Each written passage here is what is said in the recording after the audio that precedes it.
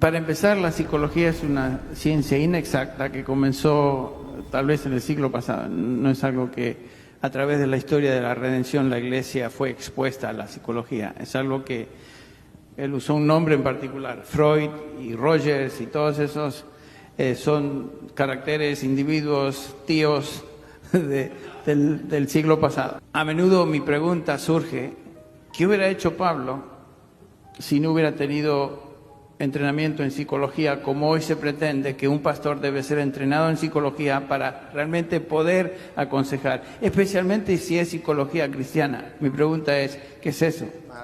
Cuando hablamos de psicología, es la realidad de que muchos de los principios enseñados durante una profesión de psicología son contrarios a la palabra de Dios. Eso no quiere decir que cada principio psicológico es contrario a la palabra, pero sí hay múltiples principios que van contrarios a lo que la palabra de Dios enseña. Y ahí es donde comenzamos a encontrar problemas. Muchas de las cosas en psicología se ven como problemas puramente conductuales o genéticas, cuando a la luz de la palabra de Dios muchas de esas cosas son simplemente actitudes pecaminosas desarrolladas y hábitos pecaminosos desarrollados a lo largo de la vida. Es que la psicología, tal como nosotros la conocemos en el día de hoy, es absolutamente opuesta al Evangelio. Los psicólogos tratan de resolver el problema que el hombre tiene, pero es que el diagnóstico que dan es errado, porque generalmente le dicen a la persona una de tres cosas: o tu problema tiene que ver con tu pasado, o tu problema tiene que ver con tu circunstancia, o tu problema tiene que ver con tus genes. En otras palabras, tú no eres responsable. Lo primero que hace el Evangelio es hacerte responsable a ti, para que tú seas convicto de pecado y busques en Cristo el perdón y la salvación. Entonces el enfoque de la psicología parte desde un punto de vista completamente opuesto al Evangelio, y todos nosotros tenemos un bagaje que traemos al Evangelio por causa de nuestro pasado. Eso es real. Pero ¿qué dice el apóstol Pedro? Nosotros fuimos rescatados de la vana manera de vivir que heredamos de nuestros padres, no con cosas corruptibles como oro o plata, sino con la sangre preciosa de Cristo. Entonces yo no puedo decir, bueno, la razón por la que yo no amo a mi esposa como debiera amarla es porque mi papá era un abusador, que por cierto no lo era, pero estoy haciendo un ejemplo. Y entonces yo vi eso en mi casa. Pedro me diría, mi hijo, tú fuiste rescatado de esa vana manera de vivir. Ama a tu esposa como Cristo amó a la iglesia, porque ahora tú tienes el Espíritu Santo si eres creyente y puedes amarla a ella, aunque tú no viste ese patrón en tu casa. Entonces hay un problema aquí cuando alguien quiere casar la psicología con el Evangelio y entonces tomar lo mejor de los dos mundos. Es que son dos mundos que están en dos planetas diferentes. Hay algunos problemas que pudieran presentar manifestaciones de tipo desorden psicológico, pero el origen y la situación es un desbalance hormonal o algo químico en el cuerpo, y por eso nosotros vamos al doctor, al médico, que nos haga un examen sanguíneo para ver dónde estamos y qué problemas tenemos. Para que ustedes lo sepan, yo tengo problemas con mi tiroides. Por más que lean el Nuevo Testamento pasajes que me ayuden con esta hormona, Pablo no me ayudó en ese punto. Lo que estoy diciendo es que yo tuve que ir al médico, me tuvieron que hacer exámenes, y en ese examen químico se demostró que mi hormona tiroides no estaba produciendo lo que debía producir, por eso tenía síntomas como de depresión y cansancio, y lo descubrí. Pero ese es un problema físico, médico, no es un problema de psicología. Sí, porque el psicólogo no es un médico, hermanos. Eso es importante entenderlo. El psicólogo no es un médico. De hecho, no puede recetar medicina, no debería hacerlo. Entonces, el psicólogo más bien funciona como una especie de sacerdote. Y es una especie de religión, realmente. Es como Freud definitivamente es uno de los padres de la psicología moderna.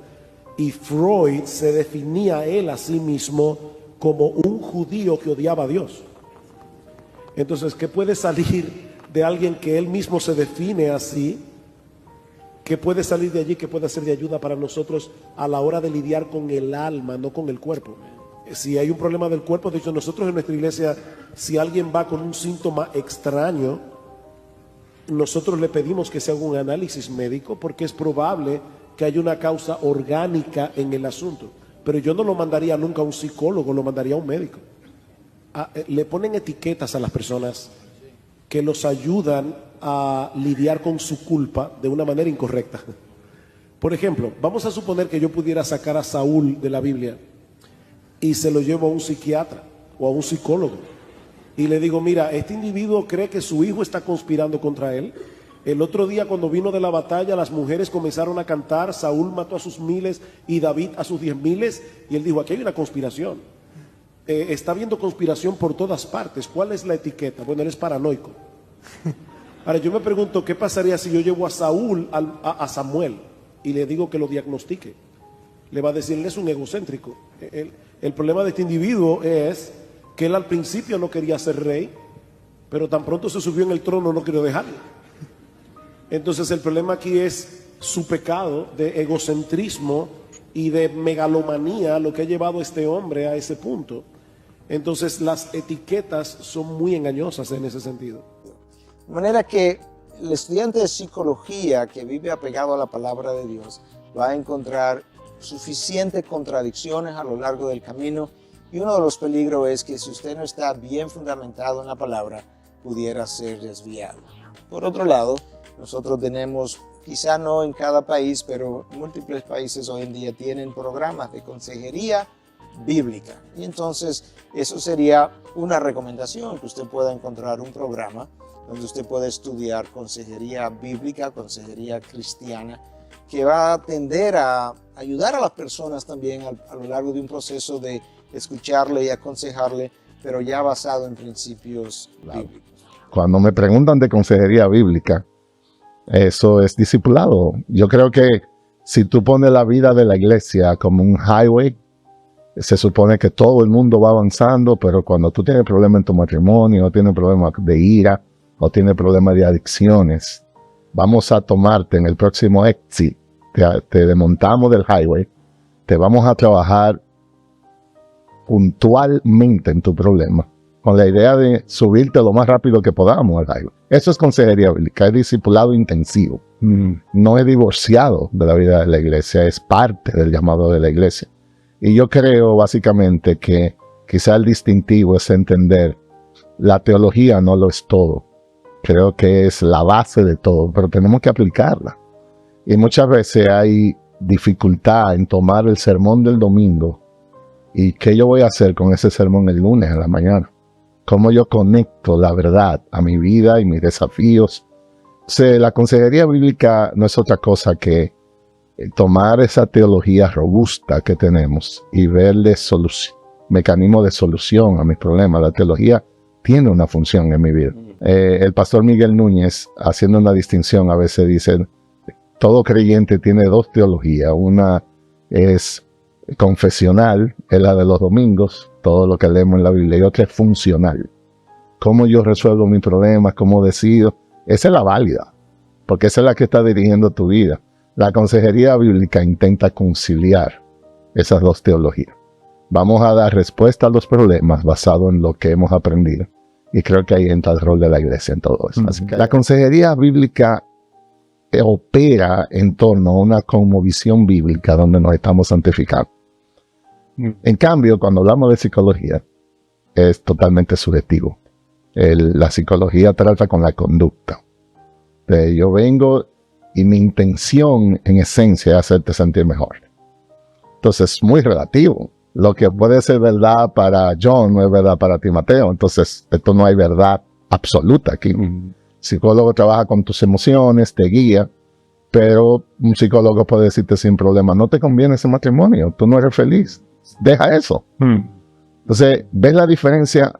La consejería bíblica trabaja la transformación de tu corazón. Aquí es no negociable. Yo no me invento como consejero la verdad está definida en Dios, Dios la inspira. Nosotros trabajamos con pecados bien definidos, nombrados en la palabra. Nosotros no nos basamos en emociones, nosotros nos basamos en hábitos. Nosotros creemos que si hay un cambio es porque tú cambias por dentro, no por fuera.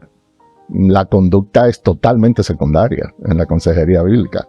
¿Cómo yo necesito que logremos que esa persona cambie su manera de pensar. Al fin y al cabo, nuestro problema se llama idolatría. Todos nosotros abrazamos ídolos en nuestra vida y son mentiras. Yo creo que amar esto me va a solucionar mi problema. Entonces nosotros en la consejería bíblica tenemos que ser muy precisos en entender cuál es la idolatría que estamos atacando, cuáles son los textos adecuados, cuáles son los índices donde vamos a ver cambios realmente de pensamiento y hábitos, y ver si la persona hace un despegue en amar más a Cristo que las ofertas de este mundo. Entonces te das cuenta, yo no quisiera lucir como que todo lo que la psicología ofrece es mala. Hay un aspecto metodológico que es muy bueno, pero el problema es que la filosofía no sana el problema del corazón.